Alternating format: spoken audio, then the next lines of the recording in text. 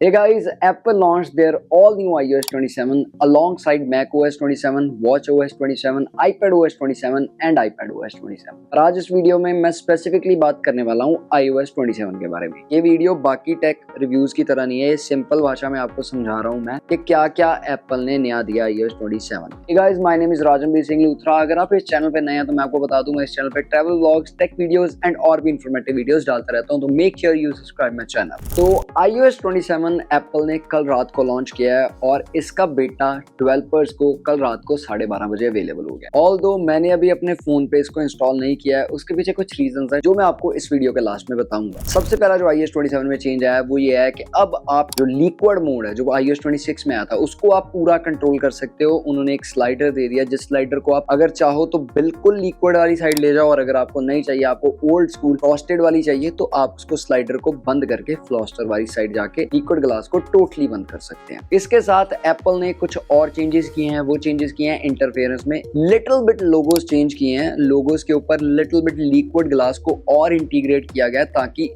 थोड़ा इनहेंस लगे, बट कुल मिला के बस व्यूअर्स को थोड़ा हौसला दिया है कि हमने कुछ चेंज किया, बट ऐसा कुछ ड्रास्टिकली आइकन्स में चेंज आया नहीं है। जिस पे एप्पल ने ज्यादा जोर दिया है वो दिया है एआई पे, क्योंकि ये जो iOS 27 था ये बेसिकली जो लास्ट ईयर इनका फेलियर रहा है एआई इंटेलिजेंस वाला, उसको ओवरकम करने के लिए था कि इस बार हमने सब सेट कर दिया। बट जो अगला चेंज आया है वो ये है कि अगर आप अब किसी को फोन कर रहे हैं, जैसे किसी कस्टमर केयर को आपने फोन किया कि आपने फ्लाइट चेंज करनी है या होटल रिजर्वेशन चेंज करनी है, एंड या फिर कुछ भी कस्टमर केयर को ऑर्डर के रिलेटेड अपने फोन किया, तो वो क्या होगा, जैसे ही आप फोन मिलाएंगे उस कस्टमर केयर को, आपके फोन में से वो एआई इंफॉर्मेशन निकाल के उसी टाइम कॉल के साथ साथ आपको डिस्प्ले कर देगा कि आपकी ये पहले फ्लाइट नंबर था, अब ये हो गया है, या फिर आप इस ऑर्डर के बारे में बात करना चाह रहे हैं तो ये ऑर्डर आपका अब ऐसे आएगा। कुछ ऐसी चीजें इंटीग्रेट करी हैं। अभी पता नहीं है ये यूएस में ही चलेंगी या इंडिया में ही चलेंगी या नहीं चलेंगी, इसके बारे में कोई अभी तक एप्पल ने आगे नहीं बताया कि ये कहाँ अवेलेबल होगा। उसके बाद जो एप्पल ने अगली चेंज करा है वो ये चेंज करा है कि अब आप आई मैसेजेस को थोड़ा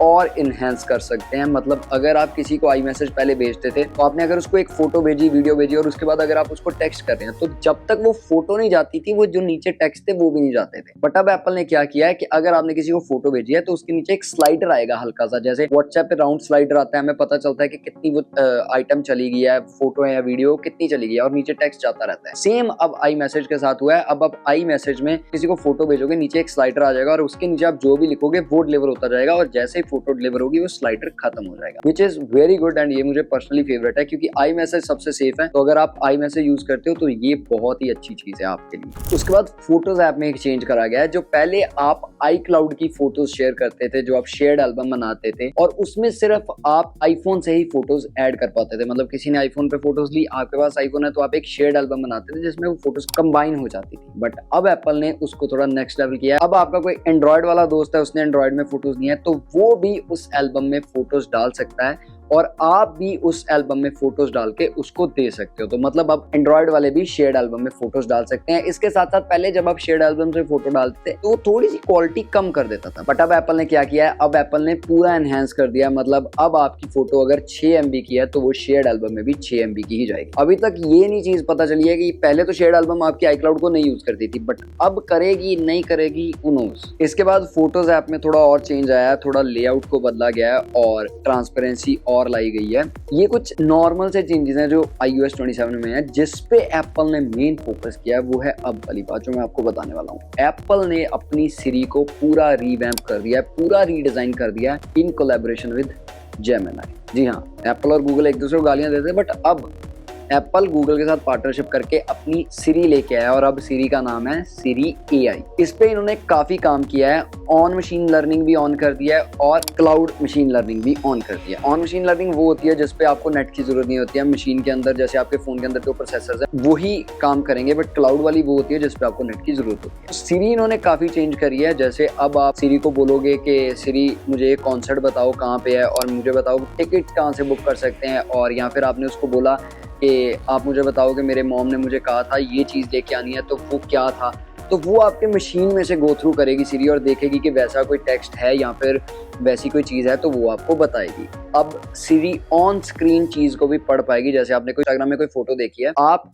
उस फोटो को सीरी से पूछ सकते हो कि ये लोकेशन कौन सी है, कहाँ पे है, तो एग्जैक्ट वो एआई की तरह आपको बताएगी कि ये लोकेशन ये है। इसके साथ साथ सीरी में और जो चेंजेस आए हैं, मेल को और एनहेंस करती है। वो मेल अगर आप कर रहे हैं तो अब जैसे आपको चैट जीटीपी से लिखवाना पड़ता था मेल, अब वो सीरी का आप इनबिल्ट एप्पल में ही कर सकते हैं। इसके साथ साथ आप सीरी से ही अब अपने सारे ऑर्डर्स ट्रैक कर सकते हो कि आपने क्या क्या ऑर्डर किया, मतलब एआई असिस्टेंट बन गया आपका। मैप्स को सीरी से कंट्रोल कर सकते हो। बेसिकली जितनी नेटिव एप्पल की एप्स हैं, अभी सीरी उस पे सीरी एआई पूरे अच्छे से काम करेगा। बट फ्री एआई को हम कमांड देंगे कि हमारे मैसेजेस में से गो थ्रू करे, तो वो अभी सिर्फ आई मैसेजेस में जा सकती है। आई डोंट थिंक सो कि उसको व्हाट्सएप का एक्सेस मिलेगा।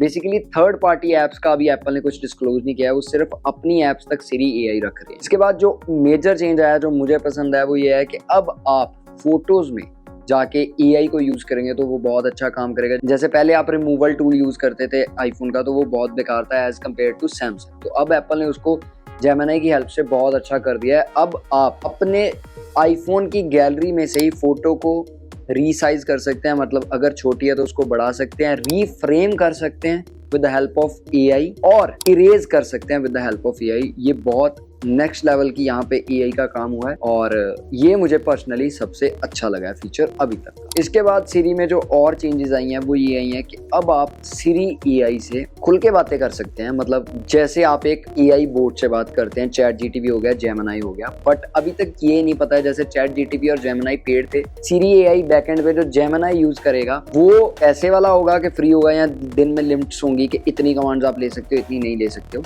ठीक है, यहाँ इतनी फ्री है, इतनी पेड, अभी तक ये भी डिस्क्लोज नहीं किया गया। और फिलहाल सीरी एआई ओनली इंग्लिश लैंग्वेज में अवेलेबल, इसके अलावा किसी और लैंग्वेज में अभी अवेलेबल नहीं है, आने वाले टाइम में हो सकता है। इसके बाद एप्पल ने सीरी एआई को कैमरा में भी घुसा दिया है। मतलब अब आपको एक सेपरेट टैब कैमरा में मिलेगा, आप उस टैब को खोलोगे, सामने जो भी चीज़ होगी क्लिक करोगे तो वो आपको एक इन्फॉर्मेशन दे देगा कि ये क्या चीज़ है। पहले ये आईफोन के साइड वाले कैमरा बटन से एप्पल इंटेलिजेंस खुलती थी, बट अब एप्पल ने कैमरा ऐप में दे दिया। कैमरा ऐप भी पूरी रीडिज़ाइन कर दिया, लिक्विड ग्लास उसमें नीचे आ गया है और ऊपर जो उसके कंट्रोल्स हैं वो भी चेंज हो गए। मुझे ऐसा लगता है जो नेक्स्ट आईफोन 18 आ रहा है, उसके रूमर्स थे कि उसका साइड बटन है, जो कैमरा बटन है, वो हैप्टिक वाला आ जाएगा, प्रेशर वाला आ जाएगा, वो प्रेस नहीं हुआ करेगा। तो एप्पल ने शायद वहां से ये चीज निकाल के अब कैमरा के अंदर ही डाल दिया कि आईफोन 18 में वो आप वहां से यूज नहीं कर पाओगे। इसके बाद जो मेजर चेंज आया वो है प्राइवेसी और चाइल्ड कंट्रोल पे। पहले जो चाइल्ड कंट्रोल एक ऑप्शन होता था कि आप अपने बच्चे को कितना कंट्रोल दे रहे हो एक आईफोन यूज करने का, और क्या क्या वो देख सकता है, क्या क्या नहीं दे सकता है, वो थोड़ा कम था। बट अब एप्पल ने उसको नेक्स्ट लेवल पे ले लिया है।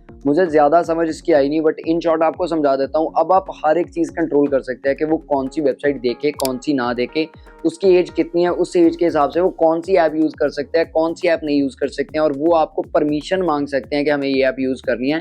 आप उनके मैसेजेस तक देख सकते हो और कंट्रोल कर सकते हो कि कौन उन्हें मैसेज भेजे, कौन उन्हें मैसेज ना भेजे, और उनको यूडीटीटी वाले मैसेज अगर आएंगे तो बाय डिफॉल्ट ही वो ब्लर हो जाएंगे। बेसिकली चाइल्ड प्राइवेसी को लेके एप्पल ने इस बार बिग स्टेप लिया है, जो कि बहुत ही अच्छी बात है। इसके साथ साथ एप्पल ने ये जो अपडेट है वो आईफोन 11 से लेके 17 प्रो मैक्स तक दी है, जो कि बहुत अच्छी बात है। आईफोन 11 वाले भी खुश हो जाओ, आपको iOS 27 मिलने वाला है। एप्पल कह रहा है कि इस iOS 27 में 30% बूस्ट देखने को मिलेगा परफॉर्मेंस। अब हमें ये नहीं पता वो 30% बूस्ट जो हमें देखने को मिलेगा वो ओवरऑल मिलेगा या फिर आईफोन सिर्फ 17 में मिलेगा, क्योंकि जैसे ही iOS नया आता है पुरानी डिवाइसेस स्लो होना शुरू हो जाती हैं। आई डोंट नो आप में से कितने लोग इस पे एग्री करते हैं और कितने नहीं करते। और एक चीज बता दूं आपको, जो सीरी एआई नहीं आई है उसका लोगो भी नया आ गया। पहले जो सीरी का लोगो था वो अलग था, बट अब सीरी की जो एनिमेशन है वो बिल्कुल नहीं है, और वो मुझे बहुत पसंद आई है। और इसके साथ एप्पल ने ये जितना भी क्लाउड पे डाटा जाएगा जो सीरी का होगा या ऑन डिवाइस होगा, ये जेमिनी के किसी भी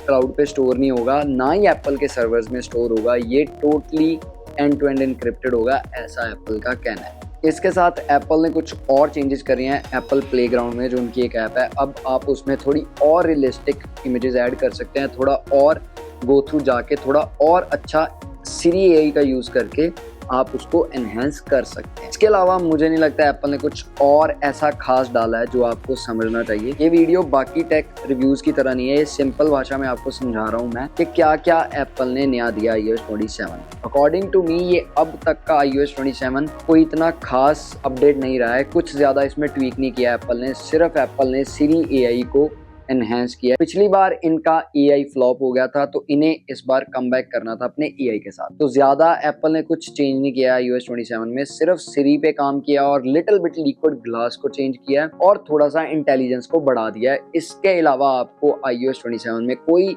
ड्रास्टिक रीडिजाइन देखने को नहीं मिलेगा। और अब मैं आता हूँ मेन बात पे कि iOS 27 का बेटा 1 कल रात को रिलीज हो गया, मैंने पर्सनली क्यों नहीं इंस्टॉल किया। देखो, पहली बात तो यह है कि पहले बेटा में जो डेवलपर बेटा है उसमें बग्स बहुत होते हैं, ठीक है।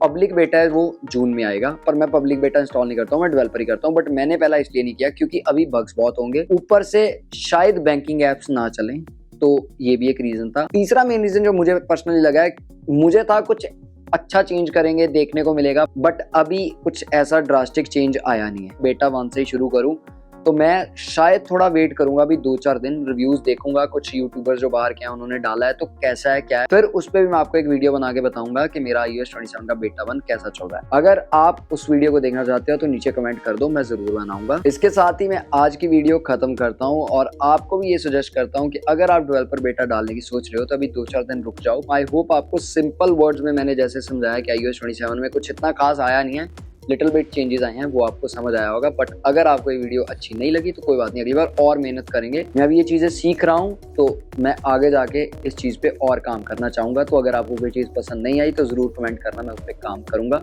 और अगली बार इंप्रूव करूँगा। Thank you so much for watching this video. I love you all guys, हंसते बसते रहो और आप सारे चढ़ती कला रख के मिलते हैं अगली वीडियो के नाल। सत श्री अकाल।